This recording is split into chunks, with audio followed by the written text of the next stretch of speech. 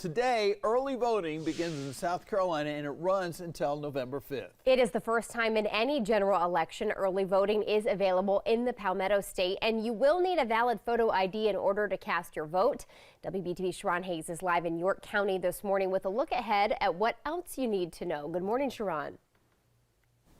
Good morning, Mary and John. Well, yes, keep in mind, if you want to cast your vote, most of those polling locations will open up about 8:30 this morning and will remain open until 6 o'clock this evening. And back in May, Governor Henry McMaster signed an election reform bill into law, which did make some changes to early and absentee voting. Now, some of those include no ballot drop boxes. There are now post-election audits, and county election commissions are banned from accepting dark money. Those are contributions that come from nonprofit organizations that aren't required to disclose the donor's name. Now, you can no longer drop your absentee ballot off in person. Instead, you will have to mail it in. Now, the biggest race in South Carolina is by far for governor.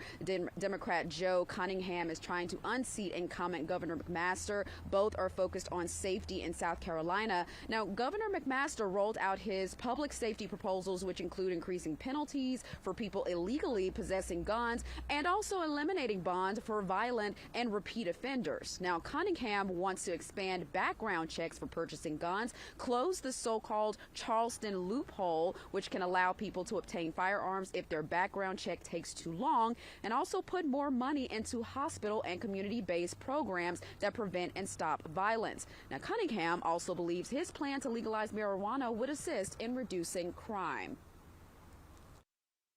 It's time for new vision. It's time for new leadership. I believe those steps will help us ensure the safety of the men, women, and children in South Carolina.